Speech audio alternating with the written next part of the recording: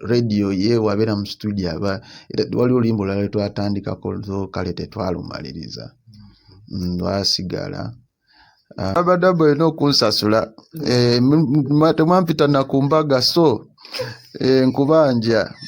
I think many people knew me from Fille. Yes. And it's not about money. Where have you been at? Je t'aime.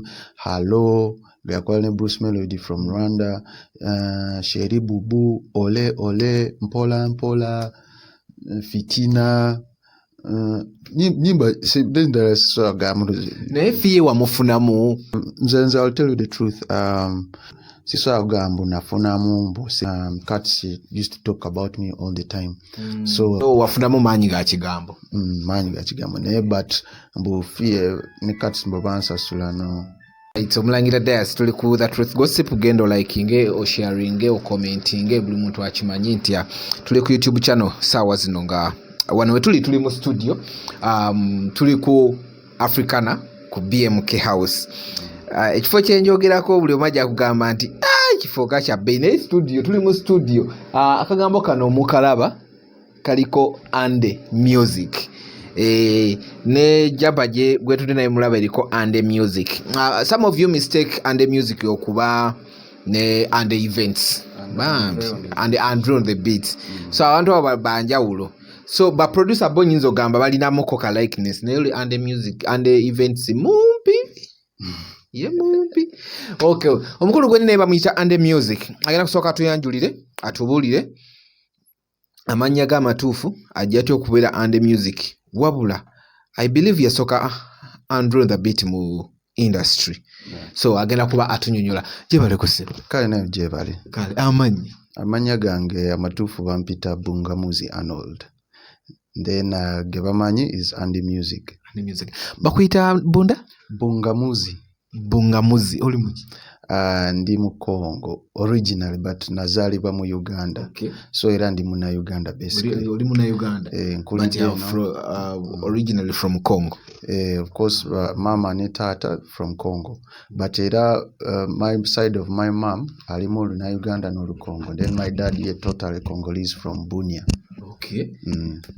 Nina story bwe tunava kunagenda nebyenyeno mubuze byaka Congo ebimu byesitategeera tunyigamba bino ne batugamba biri naye anyway olunaku lwali tuli ku music Andy Muzic nze oba abasinga agenda kuba atubulira ajjatya mu industry okutandika okukola ennyimba. Nze nasoka muwulira kansanga kati right now ali wano agenda tuli atambudde atya ne muwulira mwenna muwulira mujjukira olimba gutamiiza abasinga nakati.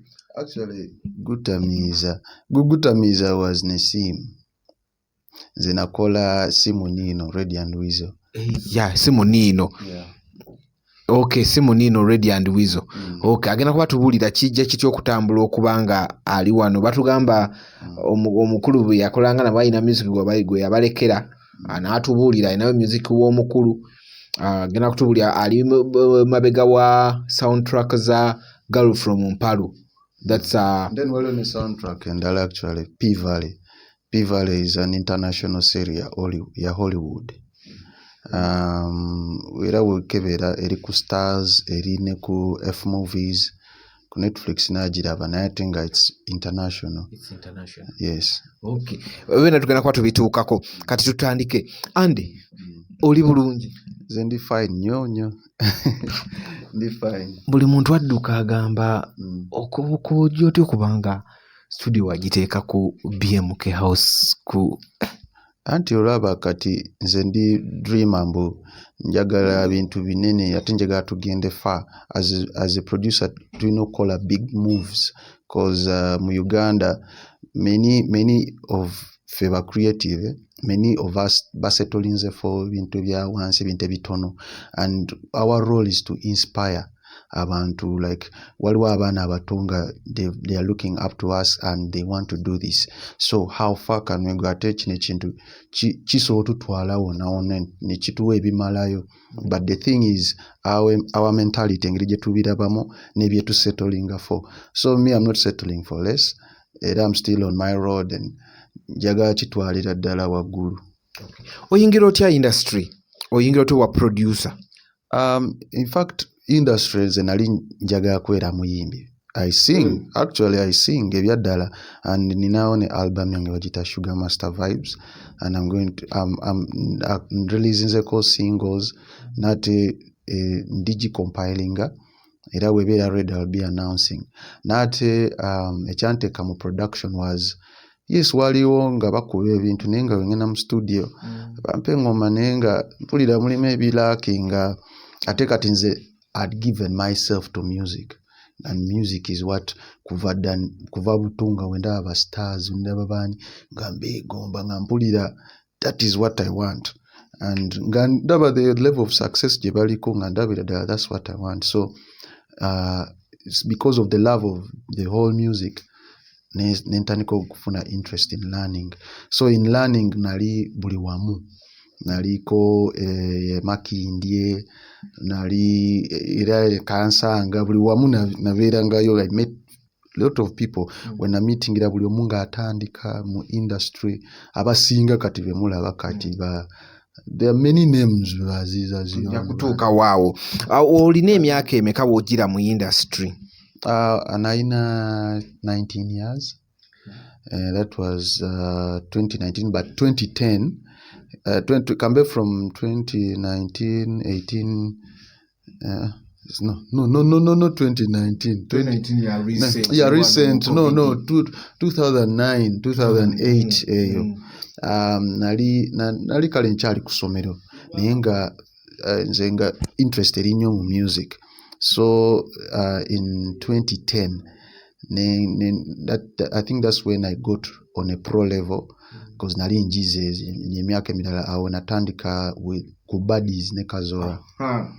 Ku Buddies kati awo when I'm meeting all the artists, kale Buddies was a place mbo yali bara ate na studio, it's a production house. Kati abantu bangi bajjangawo, nasanga ba GNL ba Leila ba Ninga, they come around.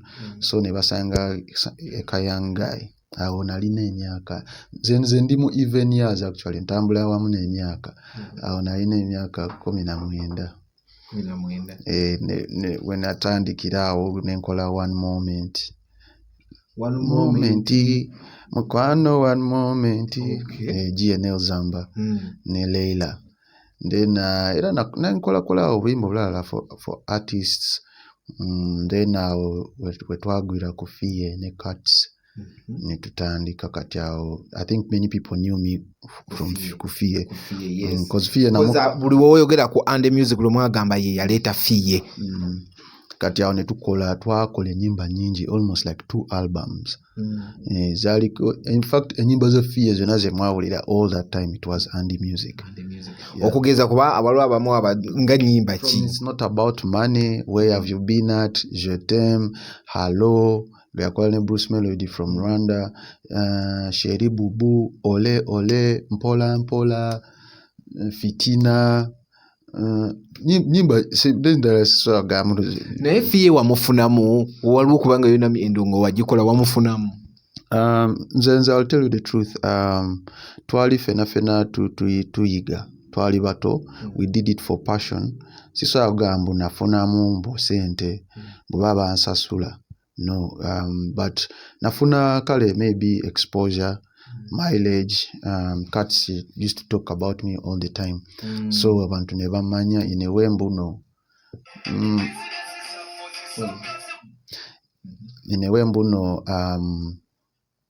it was nafuna clientele getting introduced mu industry.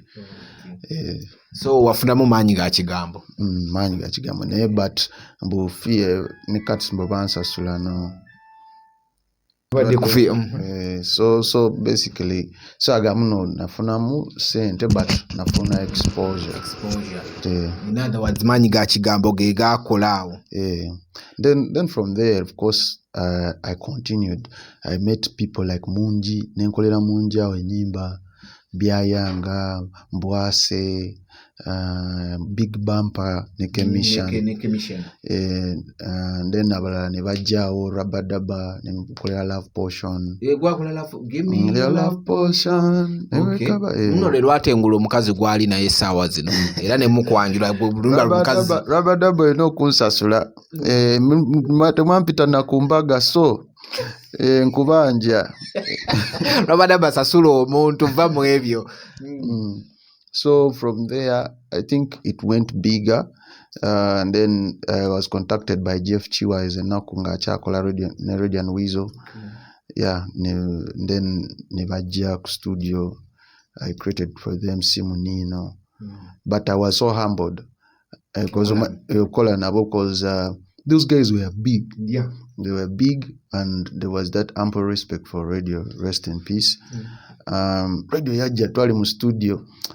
Nayagala vibe. And his composition was a bit different because he could mumble the rhythms. Namala na mumbling is just ogegenya like a little bit. Then then cut. After that nga wandike bigambo. But then after we malo biwandika nambuza. So how do you want me to sing? Should I sing high or low? Kati zene kati cha humbling this guy like omanyi byokola oli start kati wachombuza how to sing but nange I took it as a way of respect mbu nemugamba I think you sing high na chinailinga na ngamba kati chicho ulira nyongeremo nemugamba man ze byonna byenyikolera naye obulira inacho yagala nenga kati gatamu kali kaloko baddo yagala Gatamunga, everything was magical. And he was a good stimulus for Weasel, like call a vibe, Weasel Naya a catching girl vibe, and it was fun working with them. Yeah. Okay, but already and Weasel call it a nyimba maker. In fact, that date was called Simonino, and then radio wabera mu studio but wali olimbo la leto atandika kolzo kalete twalumaliriza wasigala naira yali akozeko idea. I remember even the last day. In fact, that day we were funeral with you. Nalimba funny the gig. Nga waliwo embaga nga they wanted them to perform. So nemukubya because from that time we became friends. Nga ngendayo ku Good Life eyo nemulaba. Me I can say radio was this guy yali mugezi, but he did not get chance to be understood.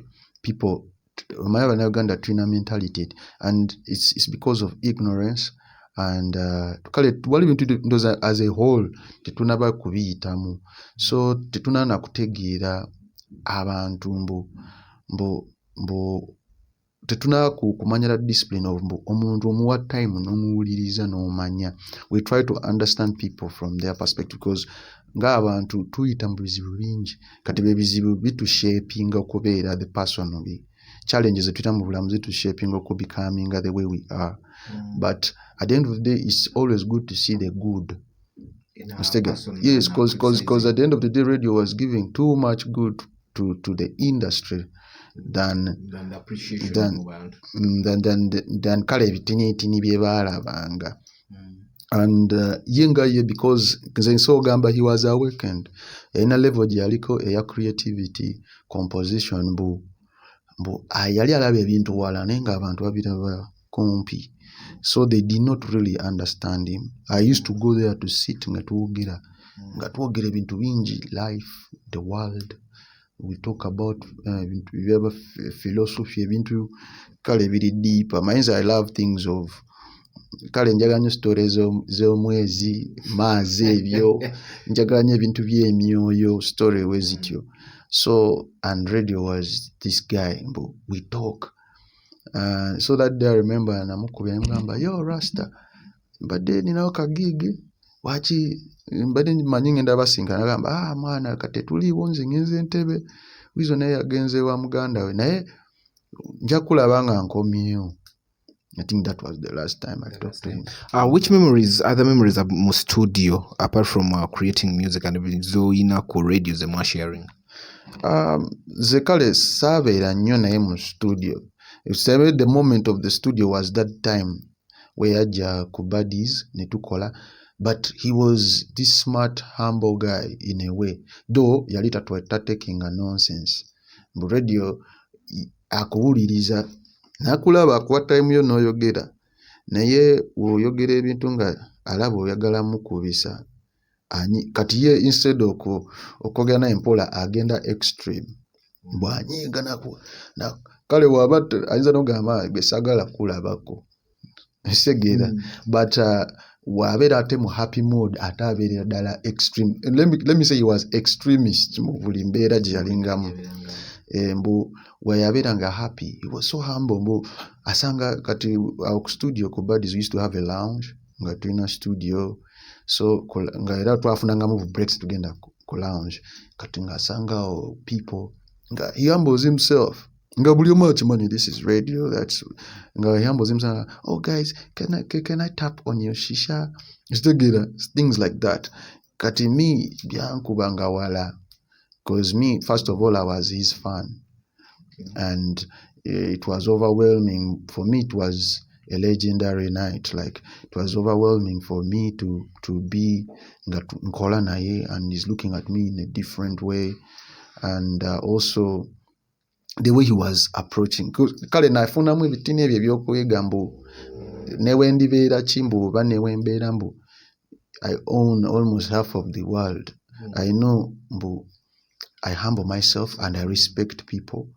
Yes, and of course I made any limits. Okay. Andy, ki ekibatabula ne Kazola ove mu Buddies? Tetwatabuka. Basically, ng'omuntu otuuka time ng'okuze nga you want to move steps, you want to grow.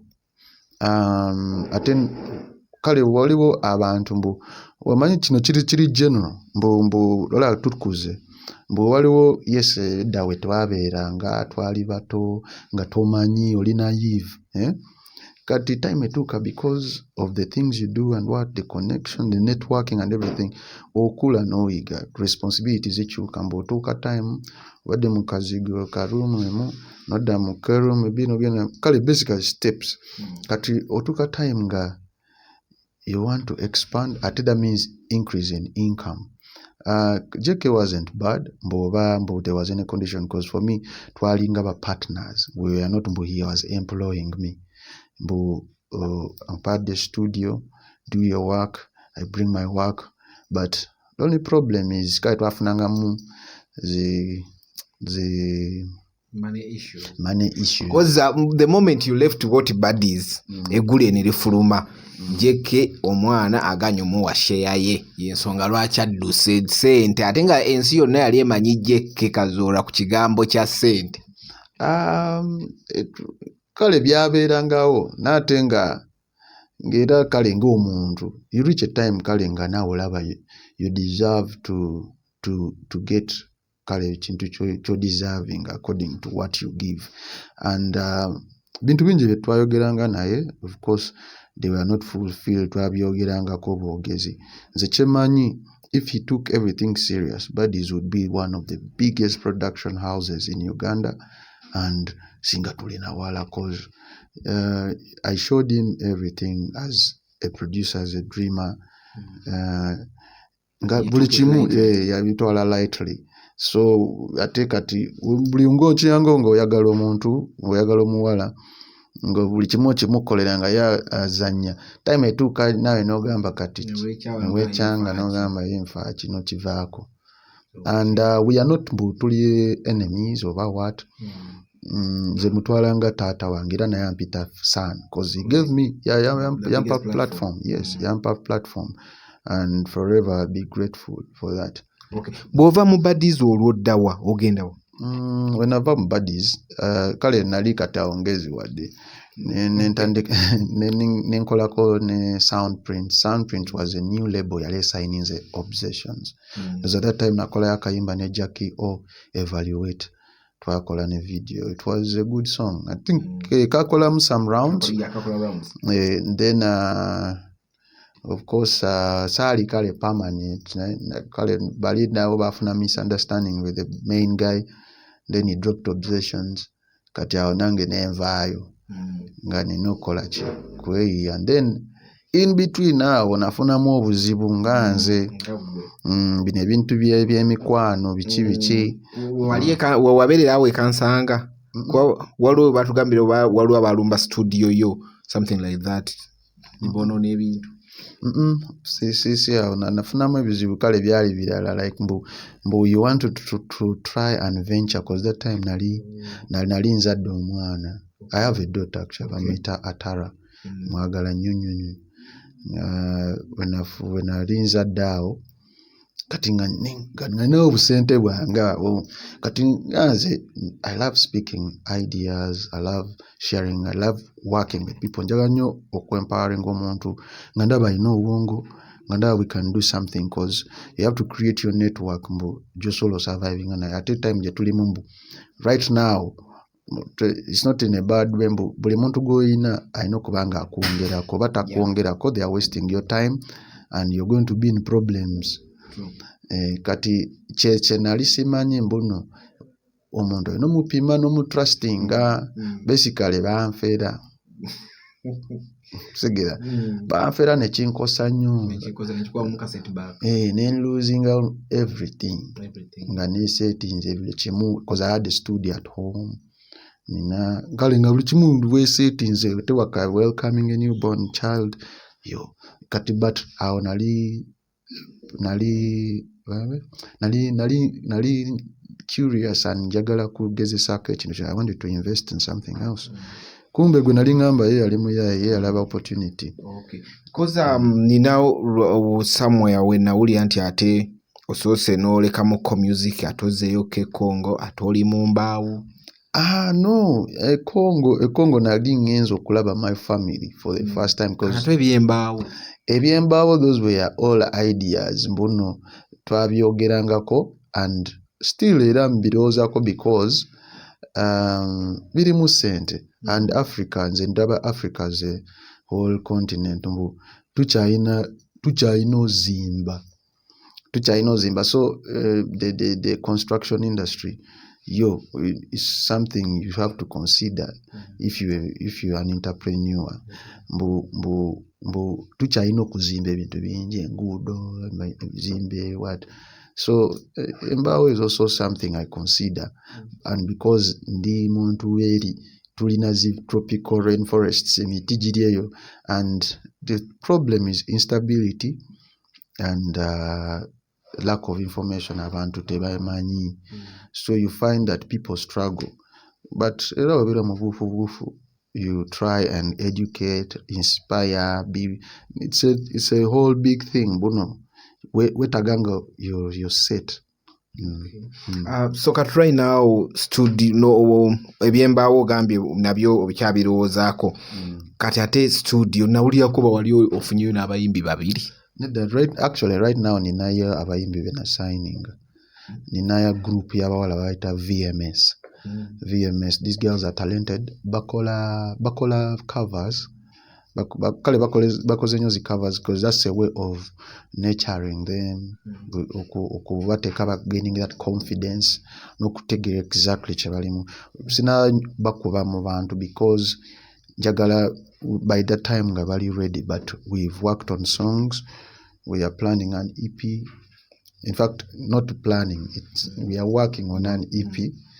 And waliyo n'omuyimbi mulala bamuyita Aina ebintu. Yes. Na musanga yaliko mu Lion Island nga atambulako ne Chameleone. Ndoza enaku saa nali simanyi naye nze bwe namumiitinga ne mukolerayo oluyimba balita kwata wano. Mwana mudugavudugavu. Era ayina ebintu abirina. Yes. So no yakubyako n'ebifaananyi ebitambula ku Twitter. That is her life. Naye nze kyemanyi ng'ebintu abitadde ebweru. Nze kyemanyi if we are doing music. Because ayina ebintu mumanyi namusange wa Chameleone nembuuza Chameleone twali awo Kololo. Nti omwana nanga ngezaako promotinga mwalo nenga ne Chameleone olabika. Nembuuza omwana gwani nti nze ayina ebintu. Nodda lwaki Abannayuganda bwe mulaba omuntu ng'akola n'omuntu muyiteekawo kiri. Status gye twalabamu omwana ne Chameleone nga wallahi yali ya promotion ayinza okuba yali akimye ebintu era tebambala weeks ziwera 3. kati awo ze saaliyo simanyi saana kwogera kintu kyonna naye endongo ya Uganda eno Andy ogiraba otya like abaana bajja naddala abaana b'obuwala bajja mu ndongo ng'olaba talent agiina ne yeekwata ku muntu 2-3 months n'azikira oli oba amaze omunyunkyuta oba amukozesezza olaba obuzibu bwaffe ffe tulaba nnyo product twagala tubeere kiri kye tulaba mbu olaba David n'olaba Wizkid oyagala kubeera Wizkid wali waali naye tomanyi Wizkid biki byayitamu ne discipline and the organization so music waffe we are so talented actually East Africa they know us we were even the first mu kino ekintu the problem gye tuyina we are not professional we just want to find Andy Muzic mu studio Andy mwanyi nawo vibe matuke tukubemu ebyo ebintu tebikola kati booking session ebyo ebintu we've tried it for years in this 10 years plus when bademu industry to because tebiza return those are short term kind of kati basically n'abantu tebamanyi ba producer abasinga mu Uganda bali for babita work for hire mbu nkusasulidde kiwedde genda and it's so sad mbuno ne sente ze basasula ntono nnyo that's why olambo ba producers baavu ba artist nabo bayinamu tebayina nnyo ostegera because in their head they are all settling for less kati actually me right now because of what I've learned I cannot work on a song at a contract so you want to start this system eri mu nsi endala nti nsigala ndya ku luyimba yes exactly mbuno nze oba tompadde sente nze nkusabye nga tozisobola I have 30% on that project and oluyimba we tumala olukola ndutwala mu URSB nendu registeringa ku UPRS mbuno as an artist no see URSB anti URSB kati awo ngenda ku UPRS at the end of the year okusaba sente zange because we registering eri nabo ba forwarding mu UPRS yes so the thing is ba producer kino muyino kimanya mbuno if you don't change your mentality n'okusettlinga forest n'obuteekiririzaamu bagenda babakozese musigale nga muli mu ghetto nga bwe mukolera music naye nga omuntu ajja mu ghetto n'ajjayo hit ye n'alinya ennyonyi n'agenda Dubai n'akola video n'agenda biki olagayi bazimbye that's why abayimbi babamanyira omuyimbi ajja n'okuwa emitwaro kale normally bawa abantu emitwaro 5 emitwaro 6 7 aba alaba akuyambye nnyo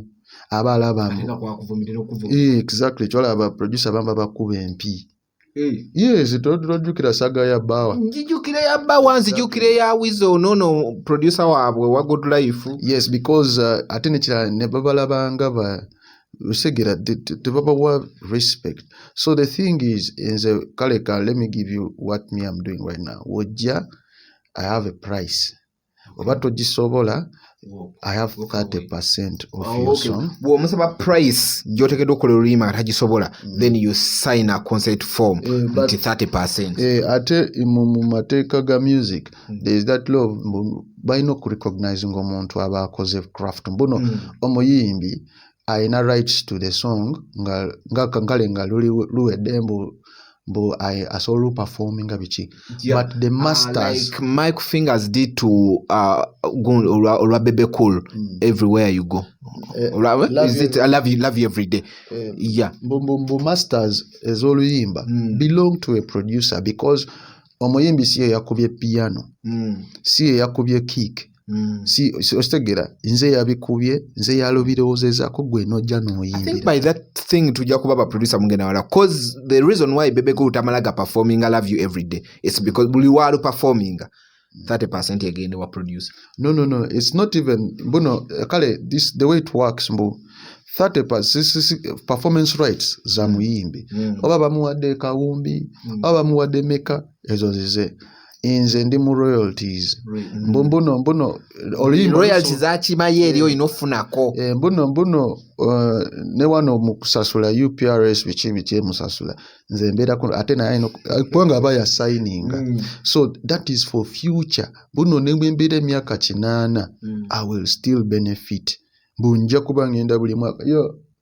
kubanga oluyimba olwakabi nga yaliko hit bajja lukuba it forever it's a hit okiraba kati nze the other energies ezibadde mu luyimba if we are not recognized or given something that means we've been exploited kati ekyo ekintu producers if you want basobola you come to me nze njabalagirira how to and bino ebintu bikola but people think muno the laws are not there.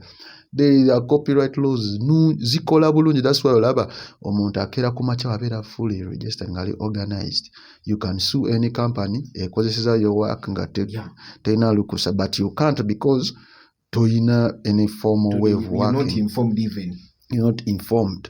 And nekirala bano ba producer baffe we bakolayo something bakolayo hit emu 2-3 nga bakula abawulira tulina kyomugamba abalaba yali comfortable chola producers up to now mbu their producers they are releasing hits on hits pan hits omanyi what that means oyina kuba kati oyina mansion nsitegera but they don't value they are using them buli wamu ne wano Nigeria ka producer kakulaga kakola buyimba ninga kaina no look at Omale yali producer ngali mu kyalo kati right now Omale by the time we yagira one kale yaffe naffe twagattako okumuzimba but endongozi yakola zonna namulaba juzi ngali ne Wizkid ku stage yemu ali ne ate ne chala ffe tukola music tetulina plan.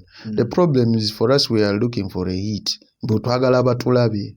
Let me tell you kino kati kino kidere nereva artist woba okola oluyimba bira ne plan ekitinde nnyo have a 5-year plan. Ate music mumuyige music siwa blood nyamba blood because you becoming an icon, a figure people look at to relieve their stress. Mabega gyovudde ku bya blood kweriyo abantu stress okitegera bantu oli banyiza bantu oli you're shining that means you're faking this whole thing. That's why bagwa Stegera Gani yagwa kale mbu sigena kugamba obaani nera mubamanyi ababaddeyo mu industry abazze ne bakuba kawano hit n'amererwa watiro nagwa ostegera buno that because they did not organize that relationship from the producer to the promoter to the mbu kati wagwa averi bawanuka wansi tewali muntu amukwatako buli omu aba muogera kayo guy oyo dem yali ostegera mbuno up to now I feel sad mbuno me I'm a creator forever I'm going to create because even in the longest time I've proven it to people mbu because these hits nyingi nentuka time nen relaxing because of shortcomings natera after some day running kuba hits that means me I can create hits forever. I can still create nembere myaka 8 but an artist ojja kuyimba all time nga oyina kubeera mu retirement nga oli kale you can sing nitojja kubeera active nenze ndi kuchuma so kikuba even at 100 years mbu nenkubira n'omwana omuto nenkubira great grandkid wange nabeera so it means muno singa tuzimba relationships nezibeera nga nungi mbu no tukatamyo kugwa soga mwana tutule tuogere plan tukole kino because I believe in your talent. Let's do this ni ekirala n'abantu bali so greedy mbu ye bwafuna yakase tayagala kuwako oli. It's very okay for you to work with a team. Fe tulina team za mu bigambo example Gagamel bana alabo manye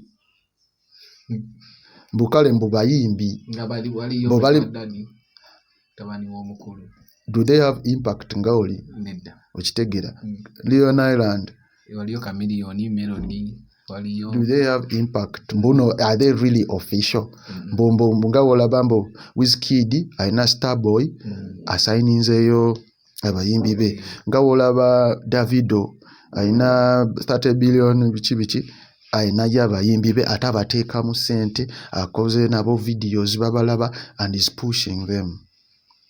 Uganda wano tekiriwo bantu beefula nti balina labels but greedy. That's why the labels don't make sense. It does not make sense. Otherwise, imagine if those labels, Leon Island, Bebe, Gagamel, Firebase, nga balina abayimbi baabwe babateekamu ssente. It's a serious business. Okitegeera? Olaba ne Bebe Cool n'abagamba atagenda kuddamu kuyimba. Ekibiina kiggwa. N'abagamba tagenda kuddamu kuyimba ng'asayininza abaana ng'abateekamu ebyaddala. Era babawulira ne bagamba Bebe Cool mwana. Credit dayo wa Bebe Cool bagamba Bebe Cool mwana kyatatukola. And it does not stop Bebe Cool from earning because the market is there. Right now the problem is tuloza nnyo katini. Mbuno we have the whole Uganda. Kitegeera, we are singing for ate obeera mu capital city. Buli wamu oba oyinawo. Okitegeera, capital city you capitalize, then you make plans, genda mu byalo. You choke them, you suffocate them. Kati Gagamel, Leon Island, Firebase, they have capacity to do that. Kati buno simanyi radio stations mu byalo kyangu nnyo, but it needs organization, investing money. Si kwogera. The problem, people look at this thing jane kwa byaganye bya blood ate boogera nnyo. Take away popular sign contracts. Olaba contract ebera contract artist ne yekyanga bakulaga time frame contract n'abakugwako. So ne changa batia, there's nothing. Era muginto mugezi na tasola signing artist ra kuza have you signed with anyone? Kubanga kastake zako koti ayinzo sasula sente zatategerekeka. Zaza tategera. So we bakola ekintu ekityo Uganda ba market teina buzibu. Market bo bali ready to pay. We've not even done those extreme serious shows. Twekwasa ebintu bingi finance because we are not talking. We are not yet making sense to the people with the money. Ogenze wala no gama Nigeria. If you look at Diamond Platinum's one, abantu abana basayininze. Exactly. Bandi bonna wadde shows zagenda bakomisa. Right now Harmonize nawa bera big batya era bagamba Diamond bambi yamuleta. It keeps Diamond relevant. Atunza no sanga mbuno waliyo clue. Enyimba ze bakola mu Wasafi asigala aziriyako nga Diamond. Kitegeera. Andy, twogedde gundi yammwe kati waliwo ensonga esingira ddala okuba gye nandigambye erumya abantu omutwe mu industry. Waliwo ensonga esingira ddala okulumya abantu omutwe mu industry. It's about you producers. Abantu abasinga bagamba muyina ebisenge mu studios zammwe, mukozesa abaana abawala mu studios zammwe, and this has lowered our producers' pride in the industry. Nze simanyi oba abantu bintu babiraba batya naye nabyo bintu bitono nnyo. Omuntu yenna ayagala okukozesebwa oba anything aba yasazeewo nga ye ng'akikiriza. Amateeka wegali. Goba oli muwala nga bakukozesa genda ku poliisi oloope producer. Oba don't let people speak for you. Amateeka wegali. Ebyo byakwekwasa. According to me, a studio erina right okulabika the way it wants to. And I have a right to set my studio the way I want because I have to set an environment I'm comfortable in to create. Producers, we work late hours. Olusimbu usangambu olimu that level you're producing the country kumanyi there is a lot of work. Okitegeera. Mbuno sometimes kinetaaga okubeera mu studio ekiro. Kati olusinkowanga nina okwebaka. It doesn't mean if you find a bed in my studio is actually nkozesa abawala. Ate mwebakayo n'abayimbi ate mukikola kagendere mbu kankole paka kiro omuyimbi ajje ekiro. Katolaba ekyo no bali kyogera mbu ba producers because for us batulaba. That thing is even deeper in other sectors. Gwe ma office omanyi kye kibeerayo. Offices, ministries, parliament, wona ate bali bakikola on another level. Okitegeera. And ekyo ekintu it's a human problem. and anyone obamba munomya malobozi munonya tune ezo ze munati anyone involved in that yenga ye ayina obuzibu naye kale nga Andy Muzic is if you can look at the studio, there is no bed. This is BMK house. These are offices. Tukola mirimu fe tuli legit. Actually nechemba desi bagambe Andy Muzic at is not about me. Andy Muzic yafuka company, it's a limited company. And basically we do advertisement, we do music, anything involving sound. Tukola ne visuals. We promote, of course, we train our artists. It's a record label also. We do events. I have an event Vagita Road Rev, and it was the first kind of silent disco in Bass mu Uganda. It was happening at Dinga Ritanga Febana Mauli Kujibe. So Dale yali 2018, Yadako yali 2019.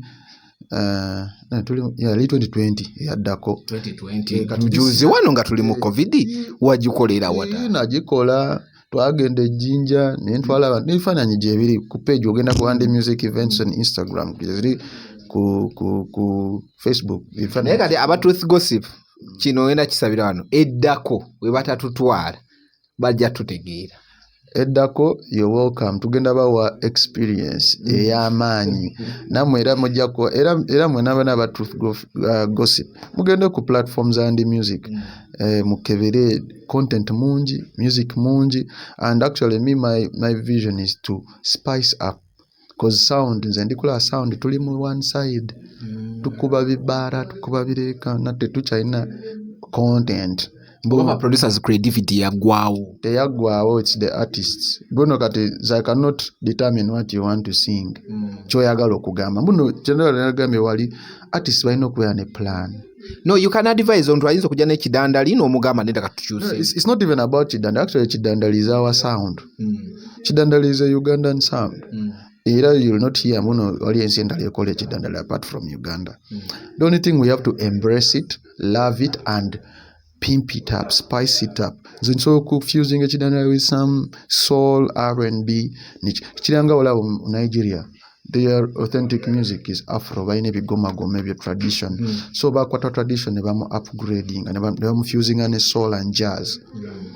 Na ne bamu fusing ane R&B touches eri. Then kat right now bamu tademu ne olu hip hop bakwesa zi 808. Chidandali wachi tuchikola we batyo. Chekiganyi lwaki temukikola? Tuchikola.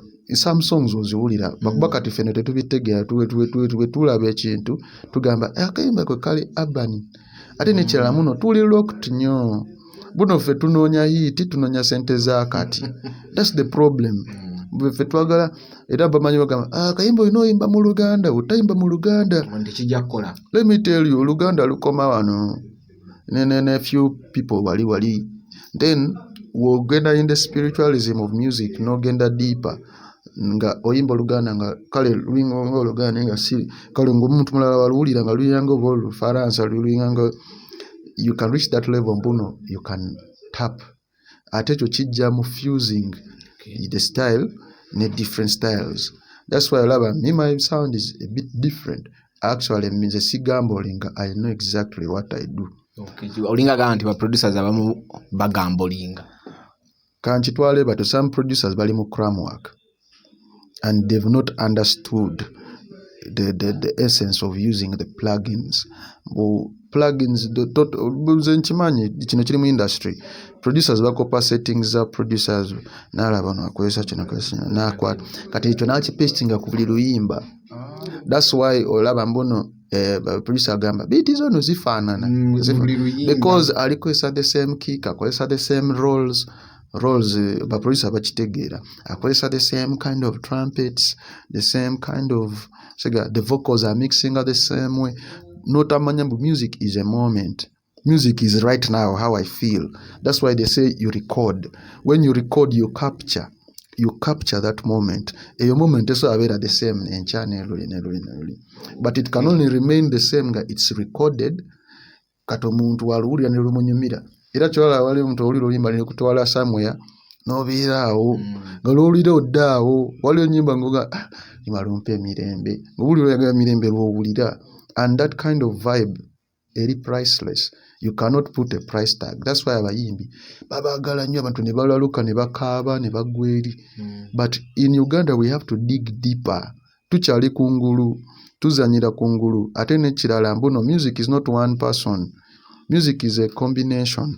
Actually, me this year I want to collaborate with different creatives, what the producer, and the way we have to go, we go professional.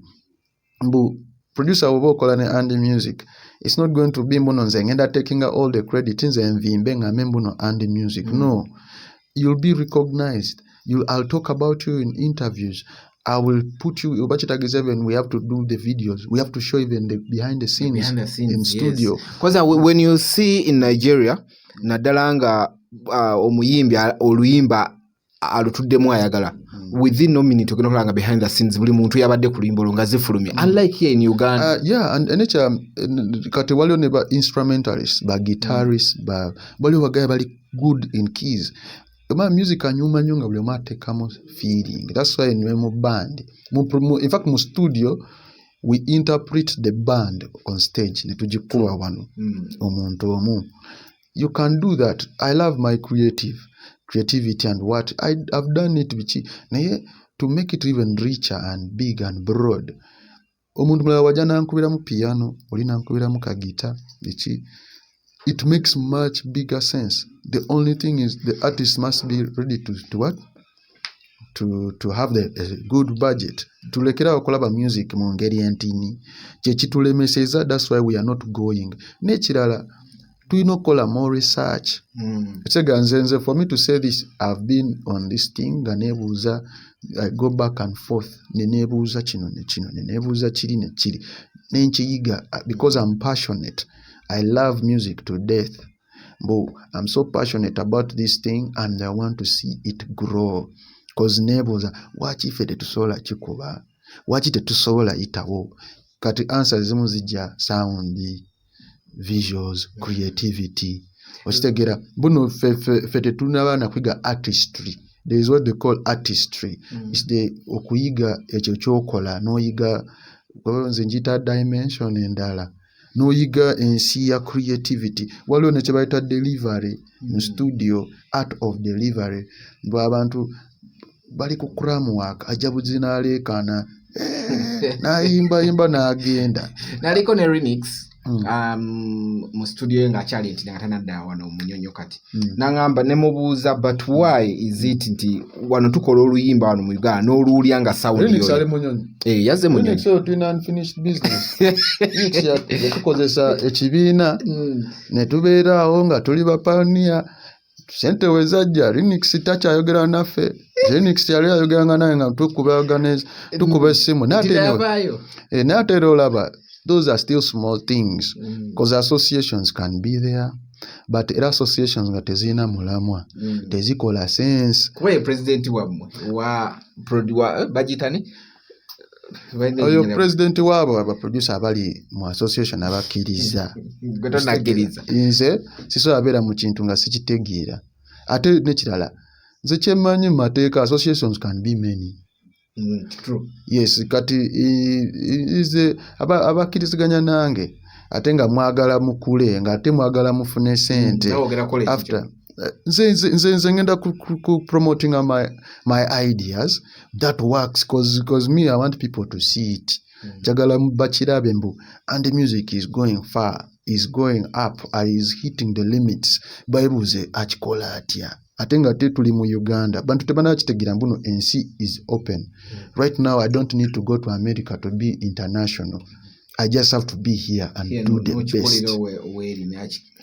Do the best thing because I have internet. I can boost, I can promote, I can play with everything. I have cameras in the studio, in chechingana. then yeah. Okay, yes, tugenda kuba lunaku lwali tukoba ne gundi. Tugenda kuba naye ku this Friday tugenda kuba ku Radio 4 nga era nga tunyumyamu music nga tuwulira ebintu bitambula butya right mu studio. Ate next week tujja kuba naye ndowooza ku Spark ku live wire tuwe nga tumulize Andy Muzic abasinga mubadde mwebuuza. I was talking to some people ne bagamba bannange Andy Muzic yaliwa amaanyi go gonna bagattributinga nnyo ku Fille bagamba oyo ye yakola Fille. Yeah, that's the truth because Fille twakola ate ne tukola ebyakabi, and that can even happen to any other artist. Ola artist babuukabuuka nnyo batist baffe omukole teba ojaje ngamba omuntu obeera ne plan gwe bwebuuze ba artist bonna worldwide ba Miss Elliot babamanya because of Timbaland, ba Snoop Dogg, Dr. Dre up to now. They don't even just work with producers.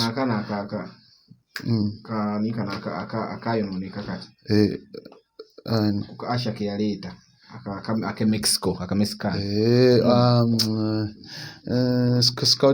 Scotch and not nulira era Snoop Dogg na yaddawo kati is into business. So the thing is, my artist abatu bamutandika, identify a producer, have plans with him, mukole ati kino kintu mukiteeke mbuno, sit in meetings with people. Togenda let me tell you, tosobola ku investinga nusu kikumi n'ofuna billion tekibeerawo, kisoboka. I always tell artists nengamba be with a team jomanyi nti ejja kukwasaganyizaako, not nti oli buli w'omwetaaze w'omukubira. Nene team olina okubeera selective kubanga abantu bangi they can come around you nenga just bakubaze kufunamu. So kino kintu actually ngekyoandikwa music is a collective. Buno kino kintu kinatandikira mu studio nga team, nogenda kuba promoter team, management team, paka ne mu media radio presenters bichi team, kubanga wobeera n'abantu nga bakwagala ate n'abanaga kye batamanyi mbono. If you see a talent gola potential ng'olaba oli in position to help, please sometimes olaba bantu bagala mitwaro 10 mitwaro 5 2 mbo bakuwe power play. Those are small things. Create this person if it needs, do personal contracts. Kitegera gamba Andy nkolabo ina potential ngenda kuba enyimba zo guno omwaka beera ne plan guno omwaka gonna nawe beere ne standard mga I want this kind of quality naye ono maaso nja kufunako percentage weight tutule anti abayimbi be Uganda olugira nkeera nga contract webe elumye you have a right agamba lisi bigwera mu court naye nga takuwadde sente kisoboka aba Uganda kankubulire oba omuntu ategera what they call branding that ola bwe buzibu aba Uganda tulina branding chola tugenda funa ngabu kinene nnyo bu milioni 5 ekinene nnyo kale milioni 10 nga we tukoma, because we look at it to that level. If you understand branding and corporate way of work, gola MTN no wanika ku Twitter right now MTN no jigamba MTN services amwenfu bichi bakuandikira message ne ba apologizing goza MTN test ina malala ene gamba totumanyira ne tukuluzinga oli just one person. Okitegera because they understand, because they can lose a lot katumuntu obo manyi the brand jokoze ngomanyi you cannot risk to erinnya ly'okugamba nno tosasula muntu. Okay. Andy Muzic tugenda kugenda kuba munoonyako nga twogera ku kigambo kya branding. Kikulu nnyo. I've worked with so many artists nga my biggest problem ebadde nga ku kya branding by the way with so many artists. Nane omuyimbi gwe nagamba if you do not brand yourself we manyi is only image is part of branding goes to a level of how even you carry yourself, your deliverance, your ideology, your propaganda. Buchichi cholyo tunda exactly. What do people know you for? That's a brand. Okay. So tujja kuba tugenda for today tugenda kukoma no tujja kuba tweyongera some other time. Nja kubanga mu visiting time to time nga twogera naddala mu bya music because I love people. Abawo abantu kye bateekeddwa okufuna. So I'll be meeting him time to time tugire soko osibula abatulaba ku The Truth Gossip. The Truth Gossip. The truth. Yeah, the truth the truth gossip. Mwebale nnyo okundaba, and of course it's your boy Andy Muzic, your number one producer, your friend, your favorite artist. Singa mulize nyimba zange sikwewana, naye mugende mulize nyimba zange ziri on my YouTube Andy Muzic. Music is Muzic. Nono omusajja wa kabi. Keep watching the truth gossip. Big up on yourself.